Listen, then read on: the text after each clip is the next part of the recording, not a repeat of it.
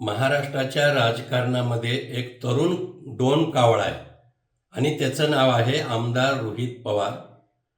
सत्ताधारी पक्ष, विशेषतः राज्याचे मुख्यमंत्री, आमचे नेते माननीय देवाभाऊ वेगवेगळ्या प्रश्नावर कसे अडचणीत येतील हे पाहण्यासाठी कावळ्यासारखं टपून बसलेले दिसतात.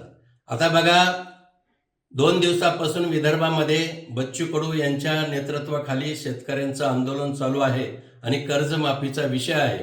काल सह्याद्री मुंबईत स्थित रेस्ट हाऊसवर शेतकऱ्यांच्या बैठकीमध्ये सकारात्मक तोडगा निघालाय आणि हे खरंच आहे की राज्यातील शेतकऱ्यांना कर्जमाफी आम्ही देणारच हे महायुतीच्या जाहीरनाम्यात देखील आहे. आणि म्हणून कालच्या बैठकीमध्ये तारीख ठरली. 30 जून पूर्वी समिती निश्चित झाली आणि शेतकरी नेत्यांचं देखील समाधान झालंय. पण कुठल्याही प्रश्नावर राजकारण करायची सवय ज्या डोमकावळ्याला लागली त्यांनी आजच एक ट्विट केलं की सरकारचं काही खरं नाही. मला वाटतं वेगवेगळ्या प्रश्नावर तुम्ही राजकारण करा, पण शेतकऱ्यांच्या प्रश्नावर राजकारण करणं, सामान्य जनतेच्या प्रश्नावर राजकारण करणं हे बरं नव्हतं.